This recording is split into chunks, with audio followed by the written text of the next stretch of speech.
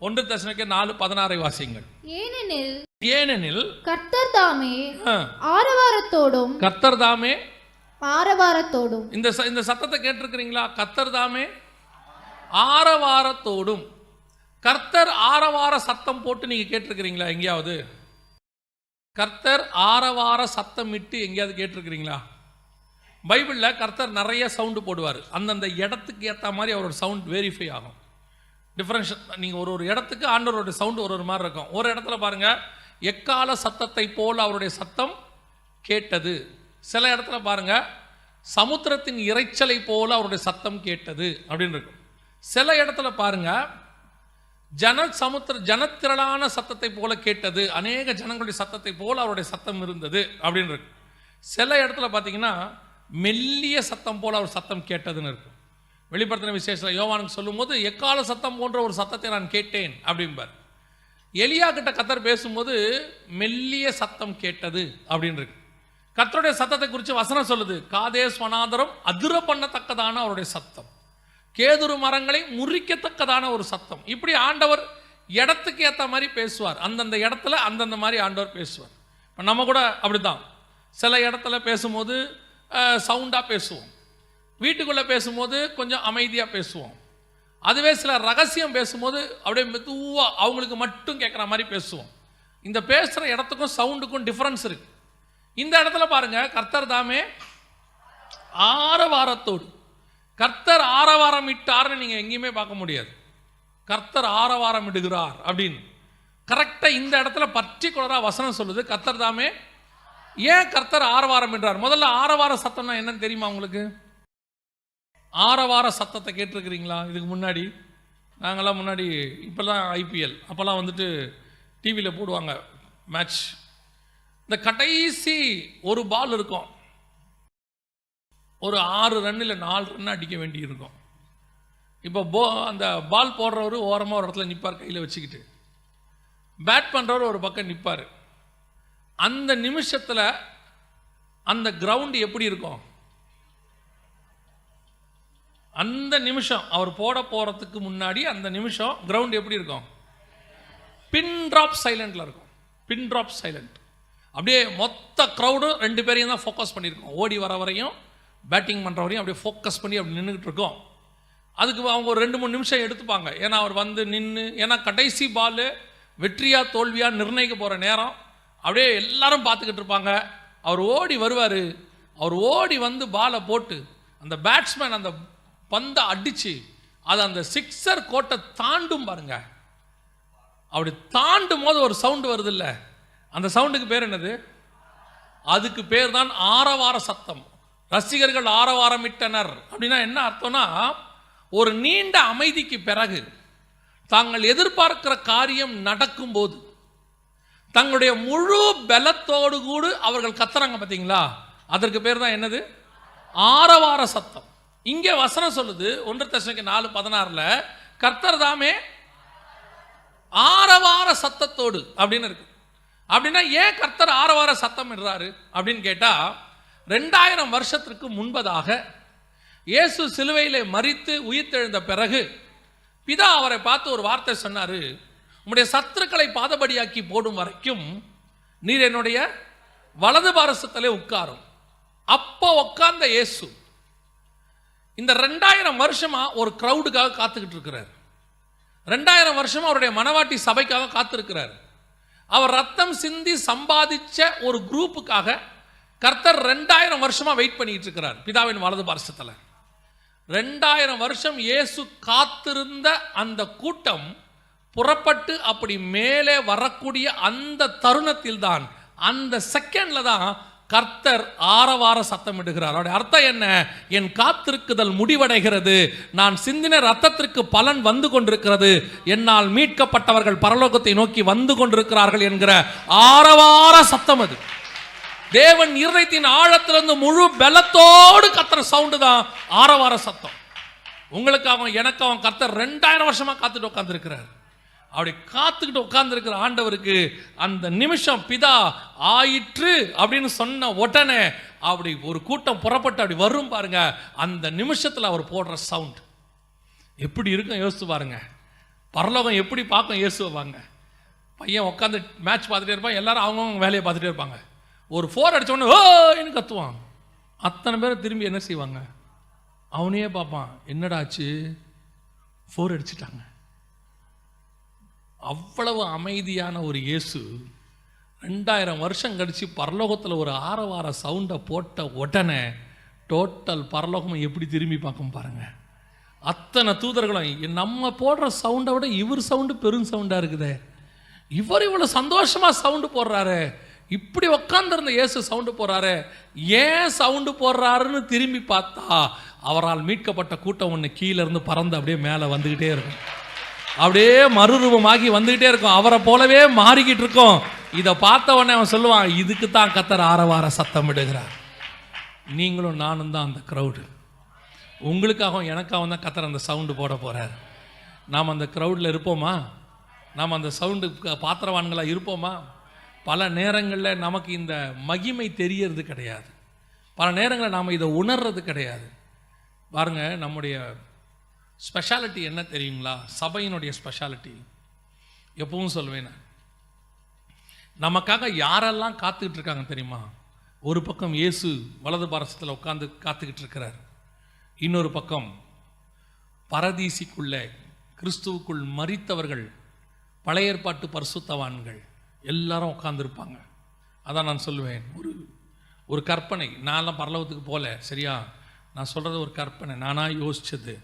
அப்படி பரதீசிக்குள்ளே போனால் அங்கே ஆபிரகாம் உட்காந்துருப்பார். ஈசாக்கு அவரை கேட்பார், அப்பா 2000 வருஷமாக இங்கே உட்காந்துருக்குறோம், அதுக்கு முன்னாடி 2000 வருஷமாக மேல் பாதாளத்தில் இருந்தோம், இயேசு மரித்து நம்மளை எல்லாம் மேலே கொண்டு வந்து பேரடைஸில் விட்டுட்டாரு, நம்மளும் பேரடைஸில் வந்து உட்காந்துட்டோம், இந்த பரலோகத்துக்குள்ளே நம்ம எப்போ தான்ப்பா போவோம்? நம்ம உட்காந்துருக்கிறது நல்ல இளைப்பாறுதல் ஸ்தலம் தான், பேரடைஸ் தான், ஆனால் எப்பப்பா அந்த பரலோகத்துக்கு போவோம்? சிங்காசனத்தில் போய் எப்போ நம்ம பிதாவாகிய தேவனை பார்ப்போம் அப்படின்னு உடனே ஆபிரகாம் சொல்வார், போகலாம்ப்பா, இன்னும் கொஞ்சம் விஐபிஸ் வர வேண்டி இருக்குது, இவங்கெல்லாம் வந்துட்டாங்கன்னா நாம் எல்லாம் என்ன செஞ்சிடலாம், ஒன்றா உள்ளே போகலாம், அவங்க வர்றதுக்காக தான் வெயிட் பண்ணிகிட்ருக்குறோம். அப்போ ஈசாக்கு கேட்பார், யார்ப்பா விஐபி? முற்பிதாக்கள் நீங்கள், நான், யாக்கோபு இங்கே தான் இருக்கோம், மோசே இங்கே தான் இருக்கார், தாவீதும் இங்கே தான் இருக்கார், இன்னும் யார்ப்பா விஐபி? ஆபிரகாம் சொல்வார், இல்லைப்பா, அநேகர் புறப்பட்டு மேலே வரணும்ப்பா, நாம் எல்லாம் வரும்போது தான்ப்பா ஒட்டு மொத்தமாக தான் உள்ளே நுழைய முடியும். அதான் வசனம் சொல்லுது, நாம் கிறிஸ்துவுக்கு மரித்தவர்களுக்கு முந்திக் கொள்ளுகிறது இல்லை, எல்லாரும் சேர்ந்து தான் ஒன்றே உள்ளே போவோம். அப்போ யோசித்து பாருங்கள், ஒரு பக்கம் இயேசு பிதாவின் வலது பரிசத்தில் உட்காந்து வெயிட் பண்ணிக்கிட்டு இருக்கிறார், ஒரு பக்கம் பேரடைஸில் பழைய ஏற்பாட்டு பரிசுத்தவான்கள் கிறிஸ்துவுக்குள் மரித்தவர்கள் வெயிட் பண்ணிக்கிட்டு இருக்கிறாங்க. இது பத்தாதுக்கு பாதாளத்தில் அந்தி கிறிஸ்து வேற உட்காந்துருக்கிறான். அந்த ஆவி எப்போ தாண்டா மேலே போவோம்? இல்லை இந்த சபை போனால் தான் போவோம். அவங்க எப்போ போவாங்க அது அவங்களுக்கும் தெரியாது இல்லை. ஒரு பக்கம் பாதாளத்து, ஏன்னா வசனம் சொல்லுது, நாம் போன உடனே பாதாளத்திலிருந்து ஏறி வருகிற மிருகம் என்ன செய்யுது? ஆளுகை செய்ய தொடங்குது. தடை செய்கிறவன் நீக்கப்பட்டால் ஒளி அந்த நாள் வெளிப்படாது. அக்கிரமத்தின் ரகசியம் இப்பொழுதே கிரியை செய்கிறது, ஆனாலும் தடை செய்கிறவன் நடுவிலிருந்து நீக்கப்படும் முன்னே அது வெளிப்படாது. ஒரு பக்கம் பாதாளத்தில் ஆவிகள் காத்திருக்குது 7 வருஷம் ஆளுகை செய்யறதுக்கு, ஒரு பக்கம் பாரடைஸ்ல பரிசுத்தவான்கள் காத்திருக்கிறாங்க, இன்னொரு பக்கம் பரலோகத்தில் வலது பாரிசத்தில் இயேசு உட்காந்து காத்துக்கிட்டு இருக்கிறாரு. இவ்வளோ பேரும் யாருக்கு காத்துக்கிட்டு இருக்கிறாங்க? நமக்காக காத்துக்கிட்டு இருக்கிறாங்க, சபைக்காக, மனவாட்டிக்காக காத்துக்கிட்டு இருக்கிறாங்க. நாம என்ன பண்ணிட்டு இருக்கிறோம்? அதுதான் ரொம்ப முக்கியம். இப்போ நம்ம என்ன பண்ணிட்டு இருக்கிறோம்? இதை பற்றி எதுவுமே தெரியாமல் உட்காந்துட்டு இருக்கோம். நம்ம கிட்ட இருக்கிற மேன்மையை பற்றி நமக்கு ஒன்றுமே தெரில. பிதாவாகிய தேவன் நிறைய கல்யாண விருந்து ரெடி பண்ணியிருக்கிறாராம்மா.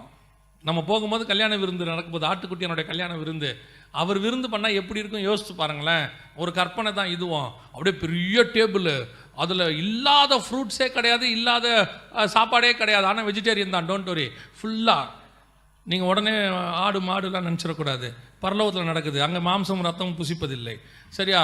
அப்போ ஃபுல்லாக அப்படியே பயங்கரமான காரியங்கள், நீங்கள் பார்க்காத அத்தனை வெரைட்டிஸ் இருக்கு. எல்லாம் ரெடி பண்ணோன்னே தூதர்கள் கேட்பாங்க, எப்பா எல்லாம் ரெடி ஆயிடுச்சு, என்ன பண்ணணும்? கொஞ்சம் இரு, முக்கியமான ஆளுங்க வந்து சாப்பிட்ணும். இவன் வந்து என்ன செய்யணும்? அவனுக்கு தான் இந்த விருந்து ஏற்பாடு பண்ணியிருக்கிறேன், அவன் வரணும். அப்படியா, அவங்களாம் எங்கே இருக்காங்க அப்படின்னு சொல்லிட்டு இப்படி எட்டி பார்த்தா நம்மால் டீ கடையில் சமோசாவுக்கு சண்டை போட்டுக்கிட்டு நிற்பான். அந்த தூதன் எப்படி மண்டையில் அடிச்சுப்பான் பாருங்க. உனக்காக பரலோகத்தில் இவ்வளோ பெரிய விருந்து ரெடி பண்ணி உட்காந்துக்கிட்டு காத்துக்கிட்டு இருக்கிறோம், கீழே இருக்கிற அற்ப, இப்போ சமோசாவுக்கு பதிலாக வேற அற்ப வீட்டுக்காக, ஒரு 600 ஸ்கொயர் ஃபீட் வீட்டுக்காக, ஒரு 5 சவரன் நகைக்காக, ஒரு காருக்காக, ஒன்றுமில்லாத அழிந்து போகிற பொருட்களுக்காக இங்கே உட்காந்து வழக்கும் வாதும் போட்டுக்கிட்டு சண்டை போட்டுக்கிட்டு எல்லாத்தையும் பண்ணிட்டு இருக்கிறியாடா. உனக்கு வச்சிருக்கிற ஆசீர்வாதம் மகா பெரியது. வானத்தில் பூமியில் இல்லாத ஆசீர்வாதத்தை பிதாவாகிய தேவன் உனக்கும் எனக்கு உருவாக்கி வச்சு மேலே உட்காந்துருக்கிறார். அப்பேற்பட்ட கூட்டம் நீங்களும் நானும் 2000 வருஷமா 4 பக்கத்துல இருந்து வெயிட் பண்ணிட்டு இருக்கிறாங்க பாருங்க. அதான் வசனம் சொல்றது, கர்த்தர் தாமே ஆரவாரத்தோ, அப்படி ஒரு சவுண்டு. நான் எதிர்பார்த்த கூட்டம் ஒன்று புறப்பட்டு வருகிறது. நான் எதற்காக காத்திருந்தேனோ, யாருக்காக காத்திருந்தேனோ, யாருக்காக ரத்தம் சிந்தினேனோ, யாருக்காக மரித்தேனோ, யாருக்காக மீண்டும் உயிரோடு கூட எழுந்து காத்திருக்கிறேனோ, அந்த கூட்டம் என்னை சந்திக்க புறப்பட்டு வருது. அதனால தான் வசனம் சொல்றது, அவர் இறங்கி வருவார், மத்திய ஆகாயத்து வரைக்கும் வந்து நம்மளை கூட்டிட்டு போறார். நம்ம எப்பேற்பட்ட விஐபிஸ் பாருங்க. பல நேரங்களில் வீட்டுக்கு யாராவது முக்கியமான ஆள் வர்றாங்கன்னா வாசப்படியிலே நிற்போம். ரொம்ப முக்கியமானவங்க வராங்க அப்படின்னா வழி தவறி போயிடக்கூடாதுன்னு தெருமுனையில் ஒரு ஆள் நிற்க வச்சுருக்கோம். அங்கேயே நில்லு, அவங்க மாறி எங்கேயாவது போயிட போகிறாங்க, வந்தால் கூட்டிகிட்டு வா. அவன் கூப்பிட்ட உடனே ஃபோன் அடிப்பான், கூப்பிட்டுட்டேன் வந்துக்கிட்டு இருக்கோம், நம்ம வாசலுக்கே வந்துடுவோம். அப்போ பாருங்க, இயேசு கிறிஸ்து மத்திய ஆகாயம் வரைக்கும் இறங்கி வராராம், இறங்கி வந்து கூட்டிட்டு போறாரு. அப்படின்னா உங்களையும் என்னையும் பரலோகம் எப்படி பார்க்குது பாருங்க.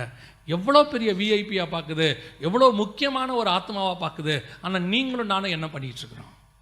இந்த மேன்மை ஏதாவது கொஞ்சமாவது தெரியுதா? என்ன உங்களுக்கு ஒன்று தோணணும், என்ன பரலோகம் பார்த்துக்கிட்டே இருக்குது. ஏன்னா பிதா எப்போ சிக்னல் கொடுப்பாருன்னு தெரியாது. அதான் வசனம் சொல்லுது, அந்த நாளையும் அந்த நாளிகையும் பிதா ஒருவரை தவிர மற்ற ஒருவனும் அறியான், பரலோகத்தில் உள்ள தூதர்களும் அறியார்கள். தூதனுக்கே தெரியாது, அவன் அப்படியே பார்த்துக்கிட்டே இருப்பான். சில நேரத்திலலாம் பார்த்தீங்கன்னு சொன்னால், சில அமெரிக்க ஜனாதிபதி, ரஷ்ய ஜனாதிபதியெல்லாம் தங்கிட்ட இருக்கிற அசிஸ்டன்ஸுக்கு கையை காட்டிலாம் என்ன செய்ய மாட்டாங்க, அப்படியே அப்பா அவங்கள போய் கூட்டுவா அப்படிலாம் அவங்க சொல்லவே மாட்டாங்க. அவங்க அப்படி திரும்பி பார்த்தாங்கனாலே அவன் பார்க்குறதுலே அவன் என்ன செஞ்சிருவான், புரிஞ்சிடும் அவர் என்ன சொல்கிறாருங்கிறத. அவங்க நான் ஒரு சபைக்கு போயிருந்தேன்.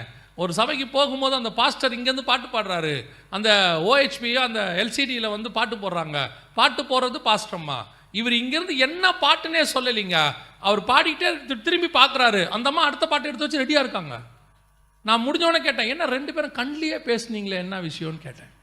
உண்மை, அவர் அவர் அவர் திரும்பி பார்க்குறாரு, அந்த அம்மா ரெடியாகிடுறாங்க.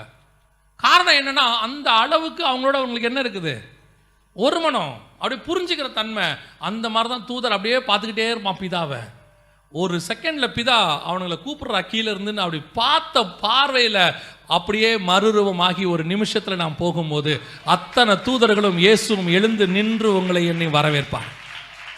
எவ்வளோ பெரிய ஆசீர்வாதமான தருணம் பாருங்க. இதைத்தான் நாம் விரும்புகிறோம். இதுக்கு தான் உங்களை என்னையும் கர்த்தர் ஆயத்தப்படுத்தி வச்சிருக்கிறாரு. அதுக்காக தான் நீங்கள் ரட்சிக்கப்பட்டீங்க, அதுக்காக தான் சபைக்குள்ளே வந்திருக்கிறீங்க. இவ்வளோ பெரிய மகிமையான விஷயத்துக்கு ஆண்டவர் கூட்டு வந்திருக்கிறாரு. இந்த விஷயத்தையே நம்ம மைண்டில் ஏற்றாம உனக்கு வீடு கொடுப்பாரு, காரு கொடுப்பாரு, உனக்கு வந்து பைக் கொடுப்பாரு, இப்படி சொல்லி சொல்லி உன்னை அற்பமான காரியங்களை மட்டுமே உன் மைண்டில் ஏற்றி உன்னுடைய பூமிக்குரிய வாழ்க்கையை மட்டுமே போதிக்கிற கடைசி காலத்தில் சிலர் உன்னை நாசமாக்கிக்கிட்டு இருக்கிறாங்க. உனக்கும் எனக்கும் வச்சிருக்கிற மேன்மை மகிமையானது. பழைய ஏற்பாட்டு பரிசுத்தவான்களுக்கு கூட கிடைக்காத ஸ்லாக்கியம். 11:39 எபிரேயர்கள் சொல்லுது, விசுவாசத்தினாலே அவர்கள் நற்சாட்சி பெற்றிருந்தும் வாக்குத்தத்தம் பண்ணப்பட்டதை அடையாமல். யாராம் தெரியுமா? யாரு? 3வது வசனத்திலிருந்து ஆரம்பிக்குது. ஆபேல் ஆரம்பிச்சு 32வது வசனத்துல பின்னு நான் என்ன சொல்லுவேன், கிதியோன், பாராக், சிம்சோன், யெப்தா, தாவீது, சாமுவேல் என்பவர்களை குறித்தும் தீர்க்கதரிசிகளை குறித்தும் விவரம் சொல்ல வேண்டுமானால் காலம் போதும். அத்தனை பழைய ஏற்பாட்டு பரிசுத்தவானையும் சொல்லிட்டு சொல்றாரு, இவர்கள் எல்லாரும் விசுவாசத்தினாலே நற்சாட்சி பெற்றிருந்தும் வாக்குத்தத்தம் பண்ணப்பட்டதை அடையாமல் போனார்கள். இவங்கெல்லாம் சாதாரண ஆள் இல்ல, விசுவாசத்திலே நற்சாட்சி பெற்றவர்கள். விசுவாசத்தின் தகப்பன் தாவீது, யாக்கோபே உன் கூடாரங்கள் எவ்வளவு அழகாய் இருக்கிறது, யோபு உத்தமனும் சன்மார்க்கனும் நீதிமான் ஒருவனும் அவனைப் போல் இல்லை. தானியேல் பிரியமான புருஷனாகிய தானியேலே, தாவீது என் இருதயத்துக்கு ஏற்றவனாய் கண்டேன். மோசே ஒரு நண்பனோடு கூட பேசுகிறதை போல நான் பேசுகிறேன். யாரை பற்றி சாட்சி வேணும்? அத்தனை பேரும் தேவனோடு கூட சஞ்சரித்தவர்கள். நோவா தேவனோடு கூட சஞ்சரித்து கொண்டிருந்தான். ஏனோக்கு தேவனோடு கூட சஞ்சரித்து கொண்டிருந்தான். அத்தனை பேரும் நற்சாட்சி பெற்றவர்கள். ஆனால் அவர்களுக்கு கிடைக்காத ஒரு ஸ்லாக்கியம், அவர்கள் வாக்குத்தத்தம் பண்ணப்பட்டதை அடையாமல் போனார்கள். அந்த பழைய ஏற்பாட்டு பரிசுத்தவான்கள் அத்தனை பேருக்கும் கிடைக்காத ஒரு ஸ்லாக்கியம். வசனம் சொல்லுது, 40 சொல்லுது, அதே எபிரேயர் 11:40, அவர்கள் நம்மை அல்லாமல் பூர்ணராகாதபடி விசேஷித்த நன்மையானதொன்றை தேவன் நமக்கென்று முன்பதாகவே நியமித்து வைத்திருந்தார். அல்லேலூயா. நீங்களும் நானும் போனா மட்டும்தான் இந்த பழைய ஏற்பாட்டு பரிசுத்தவான்கள் நம்மோடு கூட புறப்பட்டு பரலோகத்துக்குள்ளே வர முடியும். எவ்வளவு பெரிய ஸ்லாக்கியம் உங்களுக்கும் எனக்கும் யோசித்து பாருங்க. ஹெவன் காத்திருக்குது, பாரடைஸ் காத்திருக்குது, பாதாளம் வெயிட் பண்ணுது, பழைய ஏற்பாட்டு பரிசுத்தவான் வெயிட் பண்றான். இவைகளுக்கு மத்தியில நீங்களும் நானும் பரலோகத்துக்குள்ள நுழைய போறோம். எப்படி இருக்கும் பாருங்க. இந்த கணம் தான் கர்த்தர் உங்களுக்கு எனக்கும் வச்சிருக்கிறாரு. இந்த ஆசீர்வாதம் உன் மைண்டுக்குள்ள ஏறிடுச்சுன்னா உலகத்தில் இருக்கிற எது மேலேயும் உனக்கு ஆசை வரவே வராது. எனக்கு ஒன்று நியமிக்கப்பட்டிருக்கிறது, அதை நான் வாஞ்சையாய் தொடருகிறேன். அந்த எண்ணம் உனக்கு வந்து சேர்ந்துரும். அதுக்கு மேல இதை எதை பத்தி உனக்கு கவலை இருக்காது. வந்தாலும் தோத்திரம், வராட்டியும் தோத்திரம்.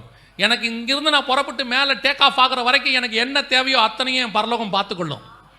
ஒன்றும் குறைவுபடாமல் என் பரலோகம் பார்த்துக்கொள்ளும். எதுக்கு என்னை தேங்கி நிற்க விடாது, கலங்கி நிற்க விடாது. காரணம், பரலோகத்தினுடைய பிரஜை நான், ஹெவனுக்கென்று செலக்ட் பண்ணப்பட்டவன் நான்.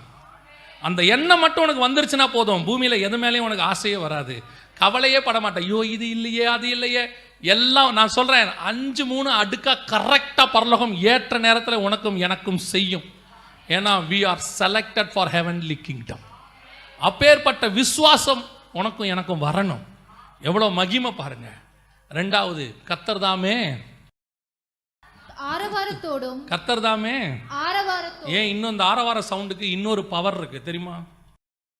இந்த பவர்ல, இந்த கர்த்தருடைய ஆரவார சத்தத்துக்கு இன்னொரு பவர் இருக்கு. என்ன தெரியுமா? அப்படியே அடுத்த வசனம் தொடர்ந்து வரும்போது என்ன வாசிக்கிறோம்? பிரதான தூதருடைய சத்தத்தை வரும்போது 17வது வசனம், பின்பு உயிரோடு இருக்கும் நான். அதுக்கு முந்தின வசனம் கடைசியில இருந்து வாசிங்கம்மா. எக்காலத்தோடு வானத்திலிருந்து இறங்கி வருவார். அப்பொழுது கிறிஸ்துவுக்குள் மரித்தவர்கள் முதலாவது எழுந்திருப்பார்கள். இந்த ஒரு நிமிஷம் ப்ராசஸ் இருக்கு இல்லைங்களா? இந்த ஒரு நிமிஷத்துல என்னென்ன நடக்குது அப்படின்னு பாத்தீங்கன்னா, ஒரு பக்கம் கர்த்தருடைய சவுண்டு, ஒரு பக்கம் பிரதான தூதனுடைய சவுண்டு, ஒரு பக்கம் தேவ எக்காலம். இது முடிஞ்ச உடனே கிறிஸ்துவுக்குள் மரித்தவர்கள் முதலாவது அவன் ஃபர்ஸ்ட் எழுந்திருக்கணும். அவங்கெல்லாம் எழுந்திரிச்சு முடிச்ச உடனே பின்பு உயிரோடு இருக்கிற நாமும். இவ்வளோ விஷயமும் எவ்வளோ நேரத்தில் நடக்கணும்? ஒரே நிமிஷத்தில் நடக்கணும். அத்தனையும் ஒரு நிமிஷத்தில் நடக்கணும்.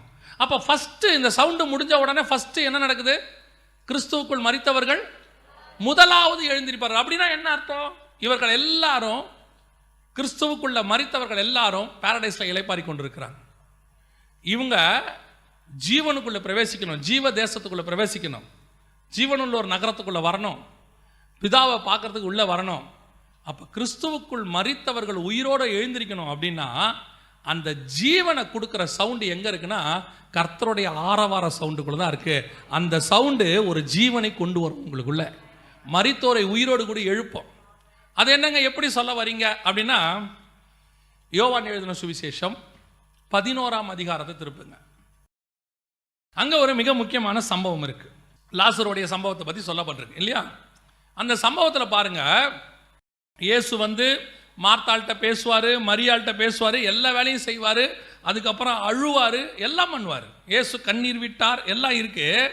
ஆனால் லாசருவை எழுப்பும் போது மட்டும் அவருடைய சவுண்டு எப்படி இருக்குன்னு நாங்கள் சொல்லி இருக்குது பாருங்களேன். யோவான் எழுதின சுவிசேஷம் 11ஆம் அதிகாரம் 43வது வசனம் வாசிங்க பாப்போம். இவைகளை சொன்ன பின்பு லாசருவே வெளியே வா என்று உரத்த சத்தமாய் ஏங்க, ஏன் அந்த உரத்த சத்தம் சவுண்டா சொல்றாரு? ஏன் லாசருக்கு காது கேட்காதுன்னு அர்த்தமா? உரத்த சத்தம்னா என்ன? ஏன் லாசருக்கு காது கேட்காதா? கல்லு போட்டு மூடிட்டாங்களா? அதான் கல்லை திறந்தாச்சே. கர்த்தர் ஃபர்ஸ்டே என்ன சொல்லிட்டாரு? கல்லை புரட்டி போடு, எல்லாம் திறந்தாச்சு. அந்த சவுண்டுக்கு பேர் என்ன தெரியுமா? The sound of authority. உரத்த சத்தம். லாசர்வே வெளியில் வா. நான் சொல்றேன், மரித்தோரை உயிரோடு கூட எழுப்புகிற ஒரு சவுண்ட் இருக்குல்ல, அது சவுண்ட் ஆஃப் அத்தாரிட்டி. அந்த சவுண்டை போட்டா எப்பேற்பட்ட மரித்தவனும் உயிரோடு கூட மேலே எழும்பி வருவான். அந்த சவுண்டு கர்த்தருக்கு மட்டும்தான் உண்டு. அந்த அத்தாரிட்டி கர்த்தர்கிட்ட மட்டும்தான் உண்டு. அதான் வசனம் சொல்லுது, உரத்த சத்தமாய் லாசருவே வெளியில் வா. இயேசு கிறிஸ்துவோடைய ஒவ்வொரு ஆக்ஷனுக்கு பின்னாடியும் ஒரு ரீசன் இருக்கும். நல்லா கவனிச்சு பாருங்க. இயேசு கிறிஸ்து சாதாரண ஒரு தச்சனின் மகனாக பூமியில நடந்த மாதிரி தான் இருக்கும். ஆனா அவருடைய ஒவ்வொரு ஆக்டிவிட்டீஸ்க்கு பின்னாடியும் தான் பரலோகத்தினுடைய ராஜா என்பதை ஒரு நாளும் கர்த்தர் விட்டு கொடுக்க மாட்டார். அவருடைய பிரசங்கமாக இருக்கட்டும், அவருடைய உட்கார்ற தன்மையா இருக்கட்டும், வசனம் சொல்லும் அவர் உட்கார்ந்து பிரசங்கம் பண்ணினார். நீங்க எந்த இடத்துல வேணா பாருங்க, இயேசு கிறிஸ்துவை நின்னு பிரசங்கம் பண்ண மாட்டார். நீங்க எந்த இடத்துல வேணா எடுத்து பாருங்க, மலையின் மீது ஏறி உட்கார்ந்தார்.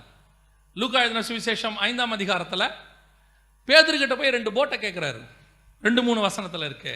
அவர் சொல்றாரு, பேதுருவே எனக்கு என்ன செய்ய, உன் போட்டை கொஞ்சம் கொடு.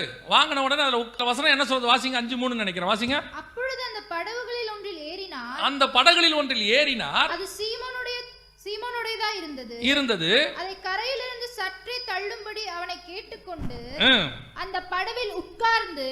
ஏன் உட்கார்ந்து பேசுறாருங்க? எல்லாம் கரையில நிக்கிறான், பின்னாடி இருக்கிறவன் நிக்கிறான். இயேசு கிறிஸ்து படகுல நின்னாதான் பின்னாடி இருக்கிறவனுக்கு தெரியும். ஆனா இயேசு எப்படி பேசுறாரு?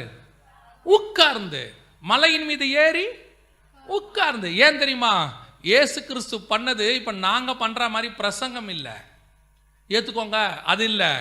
இயேசு கிறிஸ்து சொன்னது அத்தாரிட்டி. இயேசு கிறிஸ்து சொன்னது ஆர்டர். பூர்வத்தாருக்கு அப்படி சொன்னாங்க, நான் உனக்கு சொல்லுகிறேன். ராஜா சிட்டிசன்ஸோட பேசிக்கிட்டு இருக்கிறாரு. அந்த ராஜா எப்பவும் உட்கார்ந்து தான் பேசுவார், ஜனங்க நின்று தான் கேட்பாங்க. அதுதான் கர்த்தருடைய அத்தாரிட்டி. இயேசு கிறிஸ்து எங்க போனாலும், இயேசு கிறிஸ்து எருசலேமுக்குள்ள என்ட்ரா ஆகுறாரு. அது வரைக்கும் சாதாரணமாக வந்த சீஷர்கள் இயேசு என்ட்ராறதை பார்த்த உடனே வசனம் சொல்லுது, அவர்கள் பிரமித்து பயந்து அவருக்கு பின்னாடி ஏன் நடந்துதாயா போறாரு. ஆனா இது வரைக்கும் நடந்ததுக்கும் எருசலேமுக்குள்ள இயேசு நடக்கிறதுக்கும் டிஃபரன்ஸ் இருக்குது. இது வரைக்கும் நடந்த நட சாதாரண நட. இப்ப ராஜா தலைநகரத்துக்குள்ள நுழையிறாரு, அவர் சிட்டிசன்ஸை பார்க்க போறாரு. அது வரைக்கும் அப்போஸ்தலர்கள் பார்த்துக்கிட்டே வரான். இது வரைக்கும் நடந்த நடைக்கும் இயேசு உள்ள போற நடைக்கும் டிஃபரன்ஸ் இருக்குது. இயேசுடைய ஒவ்வொரு ஆக்டிவிட்டீஸ்க்கு பின்னாடியும் பரலோகத்தினுடைய தன்மை வெளிப்படும். அப்ப இயேசு ஒருத்தனை உயிரோடு கூட எழுப்புறாருன்னா சவுண்டு மாறும். சாதாரண சவுண்ட் இல்லை, அது பாதாளத்தில் இருக்கிறவனை மேலே எழும்பி வர பண்ணுற சவுண்டு, மரித்தோரை உயிரோடு கூட எழுப்புகிற சவுண்டு. அந்த சவுண்டு தான் உரத்த சத்தமிட்டார். அதே சவுண்டு தான் நீங்களும் நானும் பரலோகத்துக்கு எடுத்துக்கொள்ளப்படும் போது, அதற்கு முன்பாக மரித்தோரை உயிரோடு கூட எழுப்பும் போது கர்த்தர் ஒரு சவுண்டு போறார், ஆரவார சத்தம். அந்த சத்தத்தினுடைய விளைவு மரித்தோர் உயிரோடு கூட எழும்புவார்கள். அல்லேலூயா. கிறிஸ்துவுக்குள் மரித்தவர்கள் முதலாவது எழுந்திருப்பார்கள். அது ரொம்ப முக்கியம்.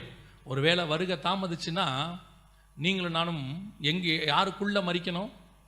கிறிஸ்துவுக்கு உள்ள மரிக்கணும்.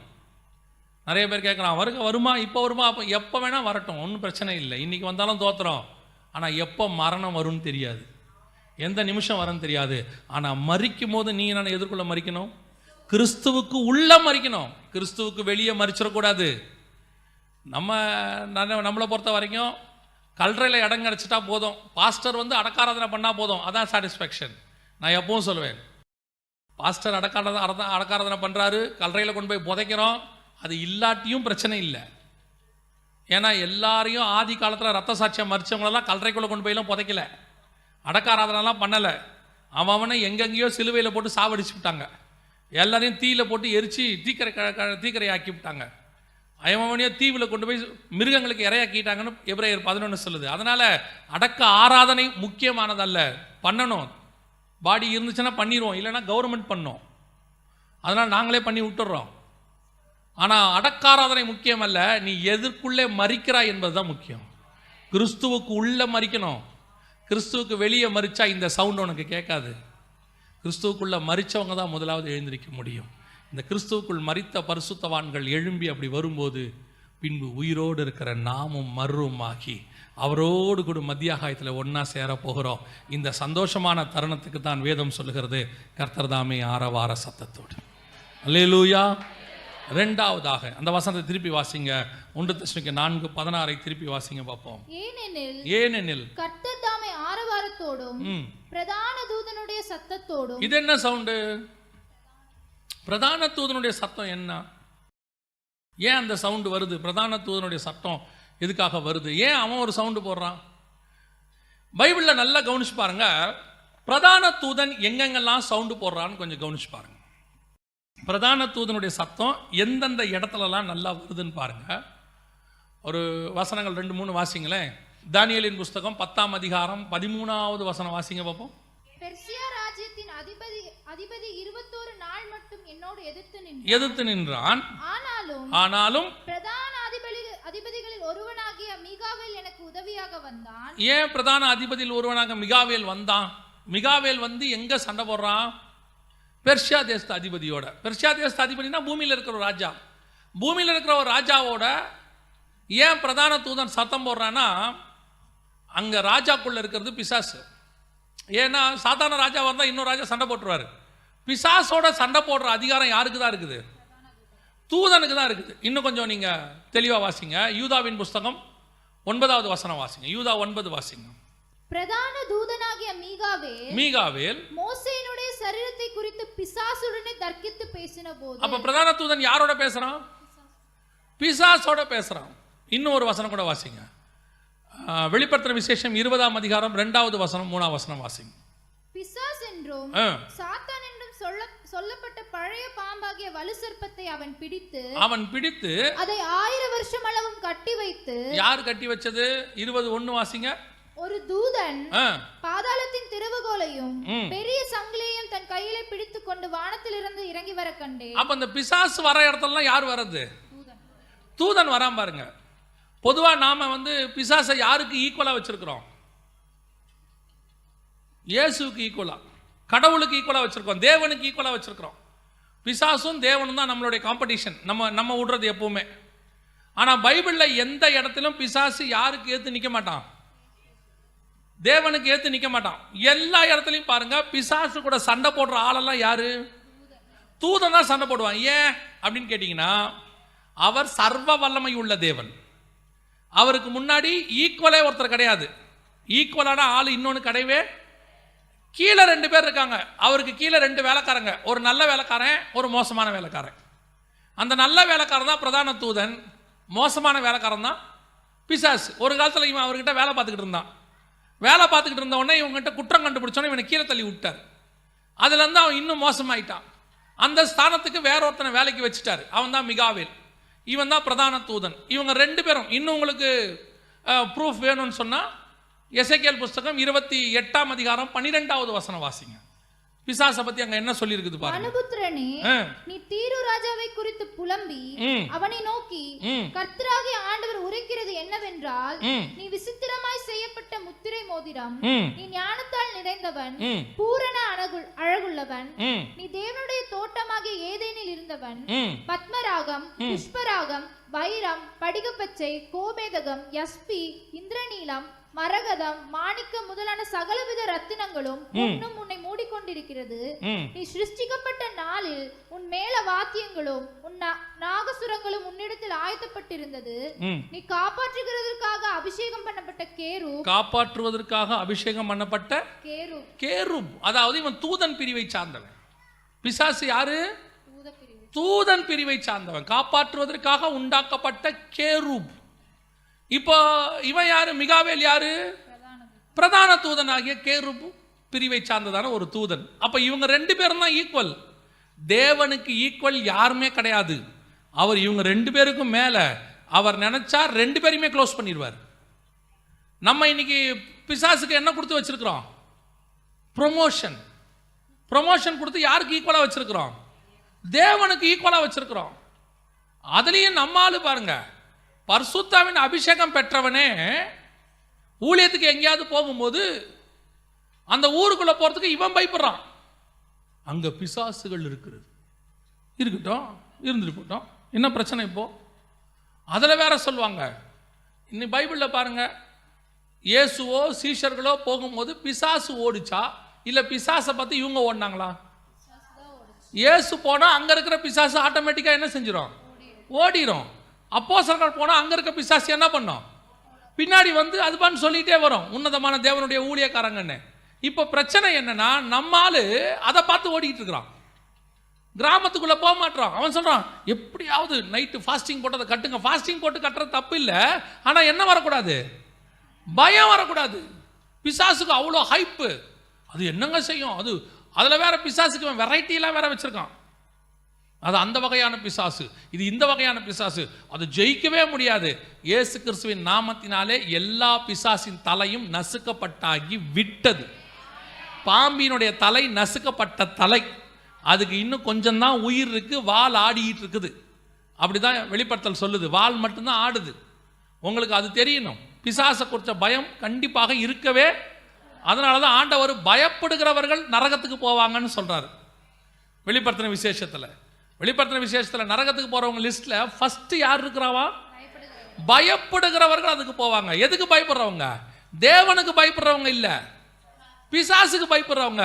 இருட்டா இருக்கு, அங்க யாரோ ஒரு உருவம் ஆடிக்கிட்டே இருக்கு, நைட்ல என்னமோ வருது, என் மேல ஏறி உக்காருது. பிசாசு ஏன் உங்க மேல ஏறி உக்காருது? நீங்க ஏன் சீட்டு போட்டு கொடுத்துருக்கிறீங்க? இன்னைக்கு நம்மளுக்கு பிசாசுக்கு பயப்படுற மாதிரி பிசாசு நம்மளை பார்த்து பயப்பட மாட்டேங்குது. ஹைப்பு கொடுத்து வச்சிருக்கான். நல்லா தெரிஞ்சுக்கொள்ளுங்க, அவருக்கு அவன் வேலைக்காரன்னா நமக்கும் அவன் வேலைக்காரன் தான். ஏன்னா நாம அவருடைய பிள்ளைகள். நமக்கு அந்த அதிகாரம், அத்தாரிட்டி தெரியணும். கவனிச்சு கொள்ளுங்க, பிசாசு தலை நசுக்கப்பட்டது. அது தேவனுக்கும் ஈக்குவல் கிடையாது, உங்களுக்கும் எனக்கும் ஈக்குவல் கிடையாது. அது பணிவிடை செய்கிற தூதர்களுக்கு ஈக்குவலான நிற்குது. இந்த அதிகாரம் உங்களுக்கு தெரிஞ்சிட்டாலே போதும், நீங்கள் பிசாசை ஈஸியாக மேற்கொள்ள முடியும். அல்லேலூயா. உங்களுக்கு தெரியணும். சிலர்லாம் பேசும்போது, சிலர்லாம் சொல்லும் போது சொல்லுவாங்க, பிரதர் இந்த பிசாசு எங்களை போராடுது. ஏன் போராடுது? நீங்க தேவனுடைய பிள்ளை, நீங்க எழுந்திருச்சு நின்னீங்கன்னா எப்பேற்பட்ட கோலியாத்தும் கீழே விழணும். அதுதான் கர்த்தர் நமக்கு முன்பாக வச்சிருக்கிறது. கோலியாத்தை ஏன் வச்சிருக்கிறான்னா தாவீது ராஜாவாகிறதுக்காக வச்சிருக்கிறார். வேற ஏதாவது அவன் பண்ணானா? வந்தான் செத்தான், அதுக்கு தான் கோலியாத்து. அதே மாதிரி தான் நிறைய பிசாசை கர்த்தர் அதுக்கு தான் வச்சிருக்கிறாரு. வந்தா ஓடுவான், அவ்வளோதான். நீங்களும் நானும் அதை ஜெயிப்பதற்காக கர்த்தர் வச்சிருக்கிறார். சரி, இப்போ ஏன் நமக்கு பிரதான தூதன் சவுண்டு போடுறான்? பிரதான தூதன் வர இடத்துலலாம் யார் வருவா? பிசாசு வரும். அப்போ இந்த இடத்துல ஒரு சவுண்டு வருது பாருங்களேன். 1 Thessalonians 4:16 என்ன சொல்லுது? கர்த்தர் தாமே ஆரவாரத்தோடும் பிரதான தூதனுடைய சத்தத்தோடும். ஏன் இந்த இடத்துல பிரதான தூதனுடைய சத்தம் வருது? நம்ம ஏன் இந்த வருகை நடக்கிற அந்த நிமிஷத்துல இவன் ஏன் சவுண்டு போடுறான் அப்படின்னு கேட்டீங்கன்னு சொன்னா, அதுக்கு ஒரு காரணம் இருக்கிறது. நல்லா கவனிங்க. நீங்களும் நானும் மறுரூபமாகி போகும் பொழுது, நான் சொல்றது புரியுதா? மறுரூபமாகி போகும் பொழுது நாம் ஒரு லேயரை கடந்து தான் மேலே போக போகிறோம். எந்த லேயர்னா, வானமண்டலத்தின் பொல்லாத சேனைகள். இது மேலே ஒரு இடத்துல இருக்கு. இந்த வானமண்டலத்தின் பொல்லாத சேனைகளை எல்லாம் கிராஸ் பண்ணி தான் நீங்களும் நானும் எங்கே போக போகிறோம்?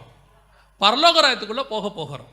அப்படி நீங்களும் நானும் போகும்போது இந்த வானமண்டலத்தின் பொல்லாத சேனைகள் உங்களை என்னையும் தடுக்கக்கூடாது என்று சொன்னால், இந்த ஆத்துமாக்கள் பரலோகத்துக்கு போகிறத தடுக்கக்கூடாதுன்னு சொன்னால், அந்த சேனைகளை, வானமண்டலத்தின் பொல்லாத சேனைகளை கிளியர் பண்ணி ரூட்டை ரெடி பண்ணி கொடுக்கறடைய வேலை யாருடைய வேலை?